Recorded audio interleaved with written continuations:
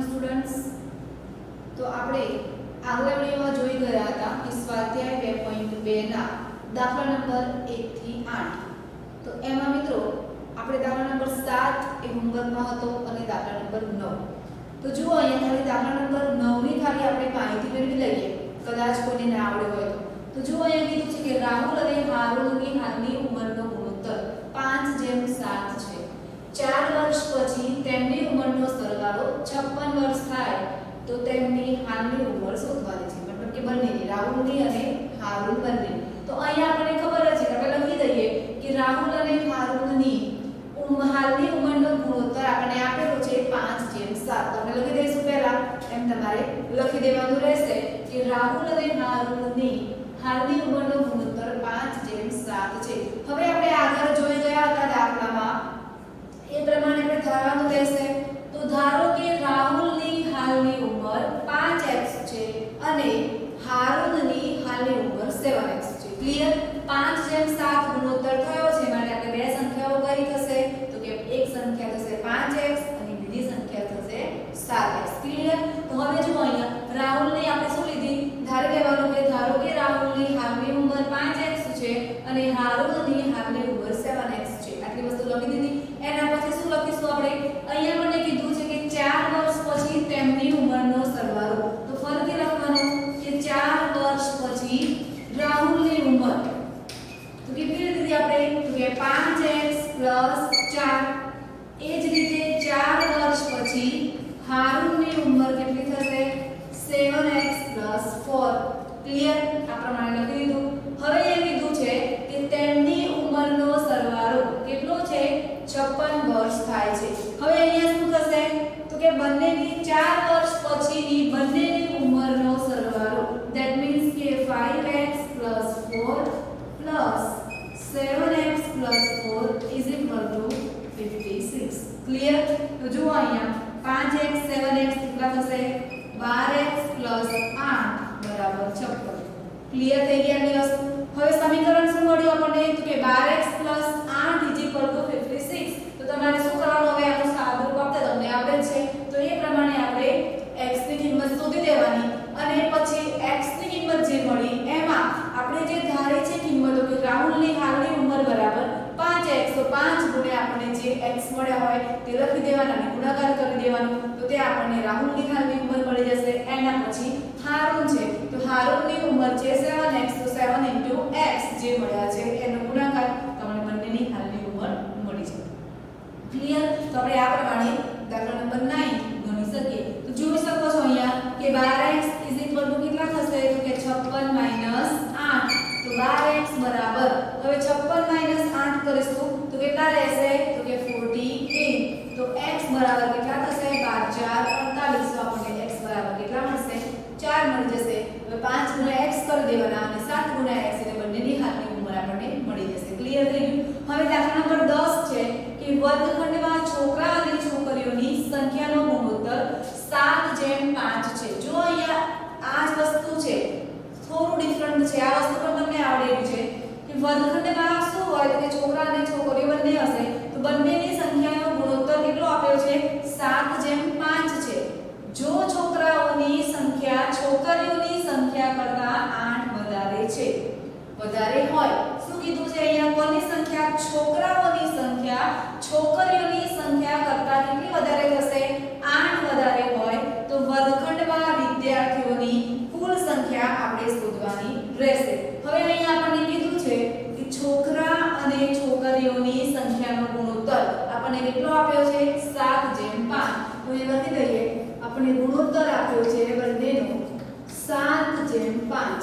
માટે શું લખીશું આપણે? તો એ લખવાનું કે ધારો કે છોકરાઓની સંખ્યા બરાબર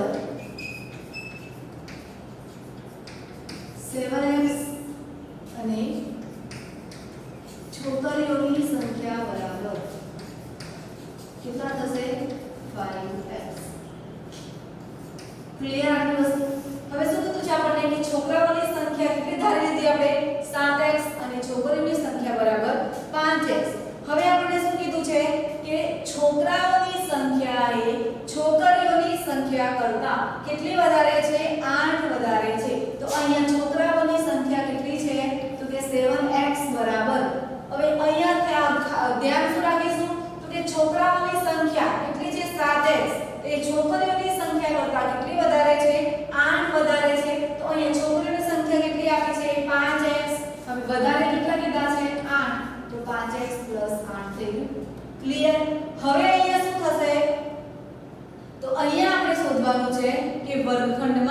વિદ્યાર્થીઓની કુલ સંખ્યા કેટલી હશે?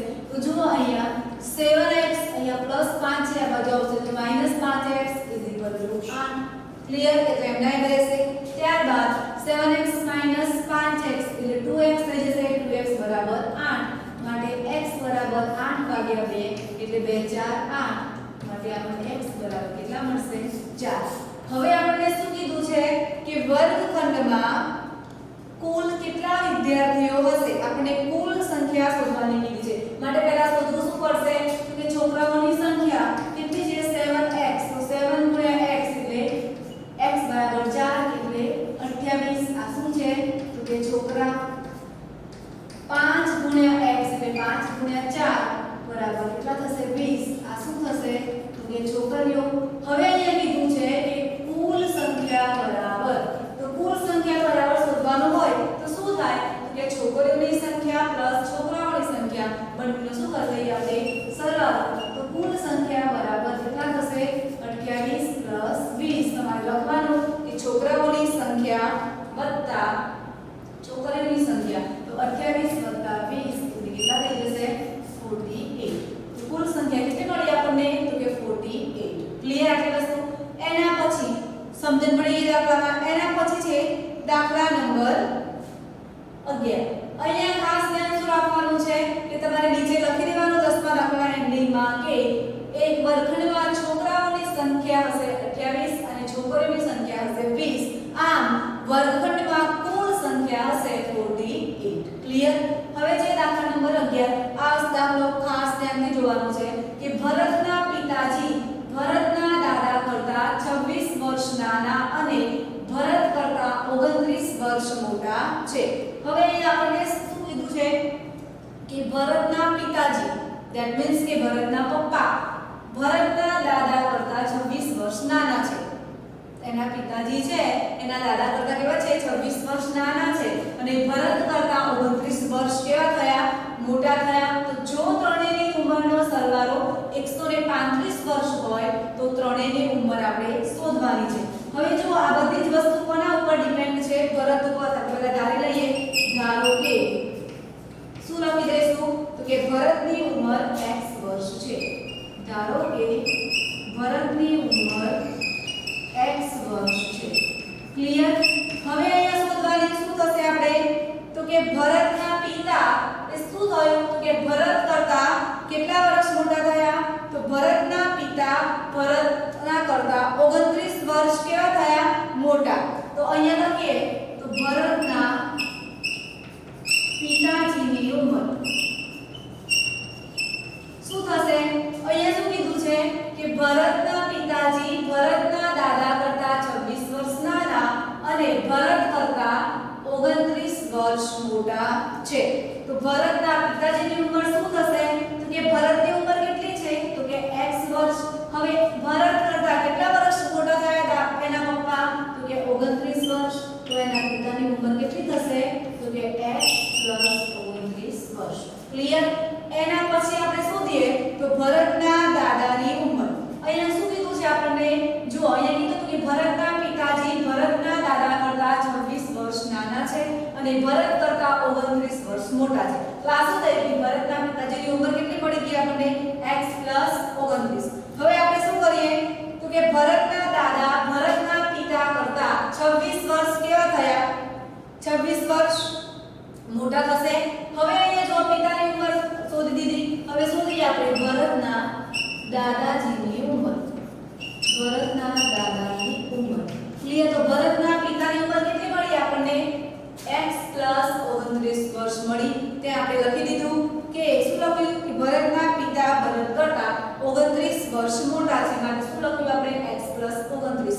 એવી જ રીતે ભરતના દાદા ભરતના પિતા કરતા કેટલા મોટા થયા? 26 વર્ષ થશે.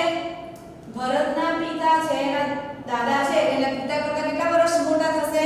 26 વર્ષ. તો એની પિતાની ઉંમર કેટલી છે? તો કે x + 29 છે અને એના કરતા કેટલા મોટા થયા? 26. તો અહીંયા કેટલા મળી ગયા આપણને? x + 29 + 26 એટલે કેટલા મળી ગયા આપણને? 55 વર્ષ. તો અહીંયા શું મળી ગયું આપણને? ભરતની ઉંમર x વર્ષ, ભરતના પિતાની ઉંમર x + 29 અને પછી ભરતના દાદાની ઉંમર કેટલી થઈ ગઈ x + 55 વર્ષ ક્લિયર આ વસ્તુ ખાસ ધ્યાન રાખવાની છે અહીંયા એક જ સ્ટેપ છે કે ભરતના પિતાજી ભરતના દાદા કરતા 26 વર્ષ નાના અને ભરત કરતા 29 વર્ષ મોટા છે ક્લિયર છે તો અહીંયા પિતાજીની ઉંમર શોધવી છે તો ભરત કરતા કેટલા મોટા હોય 29 વર્ષ મોટા થયા તો આપણે શું લખ્યું પિતાની ઉંમર x + 29 પછી દાદાની ઉંમર શોધવી છે તો દાદા એ પિતાની ઉંમર કરતા કેટલા મોટા ગણાય તો કે 26 વર્ષ મોટા ગણાય બરાબર ક્લિયર થઈ ગયું અહીંયા શું કીધું છે આપણને કે પિતાજી ભરતના દાદા કરતા 26 વર્ષ નાના છે શોધવાનું છે શું આપણે તો કે ભરતના દાદા એ ભરતના પિતા કરતા કેટલા મોટા હશે 26 વર્ષ મોટા હશે સમજણ પડે છે આમાં માટે શું લખાય આપણે x + 29 પિતાની ઉંમર છે અને કેટલા મોટા થયા 26 વર્ષ મોટા હશે માટે +24 તો કેટલા મળી ગયા આપણને x + 55 ક્લિયર હવે અહીંયા કીધું છે કે જો ત્રણેયની ઉંમરનો સરવાળો 135 વર્ષ હોય તો ત્રણેયની ઉંમર શોધો હવે ત્રણેયની ઉંમર ધેટ મીન્સ કે ભરતની ઉંમર વત્તા ભરતના પિતાની ઉંમર વત્તા ભરતના દાદાની ઉંમર આ ત્રણેયની ઉંમરનો સરવાળો કરીએ તો કેટલો મળશે આપણને 135 તો કરીએ જુઓ x + 29 x + 55 બરાબર કેટલા મળ્યા છે સરવાળો કેટલો કીધો છે 135 શું થશે અહીંયા તો અહીંયા આપણે લખી દઈએ કે x એટલે કેટલા થઈ ગયા 3x થઈ ગયા 1 2 અને 3x થઈ ગયા હવે 3x + 29 વત્તા કેટલા કરીશું 55 તો જુઓ અહીંયા 9 ને 5 14 નો 14 વધી 5 ને 2 7 7 ને 1 8 તો 3x + 84 = 135 ક્લિયર આટલી વસ્તુ થઈ ગઈ તો હવે જો આપણું સમીકરણ થઈ જશે તો શું લખીએ અહીંયા તો કે 3x બરાબર શું મળશે તો કે 135 - 84 હવે 135 - 84 કરીએ તો કેટલા મળશે આપણને તો કે 51 તો કે 3x = 51 ક્લિયર આટલી વસ્તુ માટે અહીંયા જુઓ x બરાબર કેટલા મળશે 51/3 તો અહીંયા મળશે આપણને 17 3 51 તો x બરાબર કેટલા મળી ગયા આપણને 17 હવે આપણને ખબર છે કે x બરાબર કેટલા મળ્યા 17 તો જુઓ અહીંયા આપણે ત્રણેયની ઉંમર આપણે શોધવાની છે તો જુઓ ભરતની ઉંમર બરાબર કેટલા ધાર્યા હતા આપણે x બરાબર કેટલા મળ્યા આપણને 17 વર્ષ આ શું મળ્યું આપણને ભરતની ઉંમર હવે અહીંયા ભરતના પિતાની ઉંમર શોધવી પડશે આપણે ભરતના પિતાની ઉંમર કેટલી હતી ભરતના પિતાની ઉંમર બરાબર x પ્લસ કેટલી મળી ગઈ આપણને જો ભરતના પિતાની ઉંમર છે x પ્લસ 29 તો x બરાબર કેટલા મળે આપણને 17 પ્લસ 29 તો 17 પ્લસ 29 એટલે કેટલા લઈ લઈએ આપણે 17 પ્લસ 29 એટલે કેટલા થશે જો 9 ને 7 16 નો 14 વધીએ 2 ને 3 ને 4 તો કેટલા મળી ગયા આપણને 46 યર ક્લિયર એના પછી છે ભરતના દાદાની ઉંમર ભરતના દાદાની ઉંમર કેટલી હતી તો કે x 55 તો 17 55 એટલે જુઓ 7 ને 5 12 નો ગળો વધે 5 ને 6 1 7 તો દાદાની ઉંમર કેટલી મળી આપણને 72 વર્ષ ક્લિયર આપણે શોધવાનું શું હતું ત્રણેયની ઉંમર આપણે શું કીધું રકમમાં કે જો ભરતના પિતાજી ભરતના દાદા કરતા 26 વર્ષ નાના અને ભરત કરતા 29 વર્ષ મોટા છે જો ત્રણેયની ઉંમરનો સરવાળો અહીંયા કીધું છે કે ત્રણેયની ઉંમરનો સરવાળો 135 વર્ષ હોય તો ત્રણેયની ઉંમર આપણે શોધવાની છે તો જુઓ અહીંયા ધારો કે ભરતની ઉંમર કેટલી ધારવાની છે આપણે x વર્ષ કેમ ભરતની ઉંમર ધારી તો આપણે કાલે વાત કરી હતી કે જે વસ્તુ જેના ઉપર ડિપેન્ડેન્ટ હોય એ વસ્તુને આપણે ધારી લેવાની છે કોઈ અજ્ઞાત ચલ એના વિશે ધારી લેવાનું છે તો અહીંયા જુઓ પિતાજી અને દાદા બધાની ઉંમર કોના ઉપર ડિપેન્ડ હતી ભરત ઉપર તો શું કર્યું આપણે ભરતની ઉંમર x વર્ષ ધારી લીધી એના પછી આપણે કીધું છે કે ભરતના પિતાજી ભરતના દાદા કરતા 26 વર્ષ નાના અને ભરત કરતા કેટલા મોટા છે 29 વર્ષ મોટા છે એનો મતલબ કે એના પિતાજીની ઉંમર કેટલી થશે તો ભરત કરતા 29 વર્ષ મોટા થશે અને x 29 વર્ષ થઈ જશે ત્યારબાદ કીધું છે કે ભરતના દાદાની ઉંમર. હવે અહીંયા જો દાદાની ઉંમર કીધી છે, અહીંયા તમને સ્પષ્ટ કીધું છે કે ભરતના પિતાજી ભરતના દાદા કરતા 26 વર્ષ નાના છે. હવે દાદાની ઉંમર શોધવી હોય તો દાદાની ઉંમર એ પિતાજીની ઉંમર કરતા કેવી હશે? મોટી કહેવાય. તો કેટલા વર્ષ મોટા કહેવાય? 26 વર્ષ. તો પિતાજીની ઉંમર કેટલી છે? તો x + 29 છે. એના કરતા 26 વર્ષ મોટા હશે દાદાજી. તો લખીએ કે ભરતના દાદાની ઉંમર કેટલી થશે? તો પિતાજીની ઉંમર કરતા 26 વર્ષ મોટા. તો x + 29 + 26 થઈ ગયા અહીંયા. તો આપણને કેટલા મળ્યા? x + 55 વર્ષ. હવે કીધું છે કે ત્રણેયની ઉંમરનો સરવાળો 135 વર્ષ છે. તમારે એક લાઈન લખી દેવાની કે હવે ત્રણેયની ઉંમરનો સરવાળો 135 વર્ષ છે. માટે ત્રણેયની ઉંમરનો સરવાળો કરી દીધો અને શું લખી દીધું? 135. માટે આપણે step by step as it is જે આપણે સાદું આપીએ છીએ એ પ્રમાણે આપી દીધું. તો અહીંયા મળે x = 17 વર્ષ. પછી x ની કિંમત ત્રણેયમાં મૂકી દેવાની. જે મળી એ ત્રણેયની ઉંમર છે. ક્લિયર? તો અહીંયા દાખલા નંબર 11 પૂરો થયો. હવે જુઓ દાખલા નંબર 12 અને દાખલા નંબર 13. તો દાખલા નંબર 12 માં તમને કીધું છે કે 15 વર્ષ પછી રવિની ઉંમર તેની હાલની ઉંમર કરતા 4 ગણી થાય તો રવિની હાલની ઉંમર શોધો. તમને શું કીધું છે 14મા દાખલામાં 12મા દાખલામાં કે 15 વર્ષ પછી એનો મતલબ શું થશે? તો પહેલા રવિની હાલની ઉંમર ધારવી પડશે. તો આ દાખલામાં તમારે શું કરવાનું રહેશે?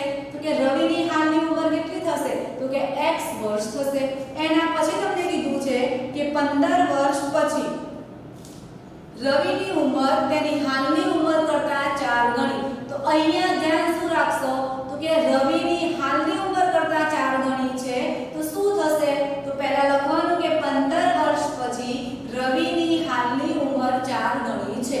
તો એ સ્ટેટમેન્ટ લખ્યા પછી રવિની હાલની ઉંમર x છે. 4 ગણી કીધી છે માટે કેટલા થશે? એની 4 વડે ગુણાશે એટલે 4x થશે. કેટલા વર્ષ પછી? તો કે 15 વર્ષ પછી. તો લખી દેવાનું કે 15 વર્ષ પછી રવિની ઉંમર બરાબર કેટલા થશે?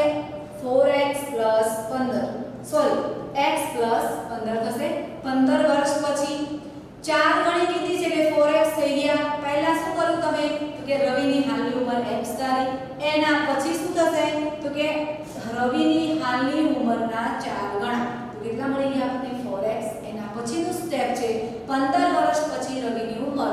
તો એ થશે x + 15 વર્ષ. ક્લિયર? હવે કીધું છે કે આ ઉંમરે તેની હાલની ઉંમર 4 ગણી છે. એની હાલની ઉંમર કેવી છે? 4 ગણી. તો ત્યાં શું લખાશે? તો કે x + 15 જો સમજે તો અહીંયા x + 15 કેટલા થશે? 4x થઈ જશે. હવે અહીંયા શું શોધવું પડશે આપણે? તો અહીં લખી દઈએ કે 4x = x + 15. માટે 4x - x = 15. માટે 3x બરાબર કેટલા મળ્યા? 15. તો x બરાબર કેટલા મળશે આપણને? 5. તો તમને શોધવાનું શું કીધું છે? કે રવિની હાલની ઉંમર શોધો. તો x બરાબર 5 જે મળ્યા છે એ શું થઈ ગઈ? કે રવિની હાલની ઉંમર. ક્લિયર? તો આ દાખલો તમારે હોમવર્કમાં ગણવાનો રહેશે. દાખલા નંબર 12. હવે જો એ જ પ્રમાણે દાખલા નંબર 12 અને દાખલા નંબર 13 બંને એકદમ ઈઝી છે. તમે ઘરે શાંતિથી કરી શકશો. દાખલા નંબર 13 માં તમને કીધું છે કે એક સમય સંખ્યાને જો અહીંયા જસ્ટ સમજાવું કે એક સમય સંખ્યાને 5/2 વડે ગુણી અને પરિણામમાં 2/3 ઉમેરતા. તો એના પહેલા શું કરવું પડશે? તો કોઈ એક સંખ્યા કીધી છે તો એના બરાબર ધારી લઈએ કે x છે. ધારો કે કોઈ એક સમય સંખ્યા x છે. એના પછીનો સ્ટેપ શું થશે? તો કે આ જે સમય સંખ્યા છે એને 5/2 વડે ગુણવાના છે. તો શું થશે અહીંયા? જો x * 5/2 આ સ્ટેપ થયું. કોઈ એક સમય સંખ્યાને 5/2 વડે ગુણી અને પરિણામમાં 2/3 ઉમેરતા. એનો મતલબ આ જે પરિણામ મળ્યું એમાં 2/3 શું કર્યું આપણે? ઉમેરી દીધા. આપણને ઉમેરતા કેટલા મળે છે? -7/12 થઈ ગયું સમીકરણ. આટલા મળે છે. તો તે સંખ્યા આપણે શોધવાની છે. ક્લિયર? અહીંયા શું કીધું છે કે કોઈ એક સમય સંખ્યાને 5/2 વડે ગુણીને મળતા પરિણામમાં 2/3 ઉમેરતા આપણને પરિણામ -7/12 મળે છે. તો તે સંખ્યા શોધો. તો આપણું સમીકરણ બની ગયું. તો અહીંયા શું થશે? x * 5/2 + 2/3 કેટલા થઈ જશે? -7/12. તો અહીંયા જશે 5x ભાગ્યા 2 વત્તા 2 ભાગ્યા 3 બરાબર -7 ભાગ્યા 12. હવે અહીંયા સાદુરૂપ આપવાનું કેવી રીતે?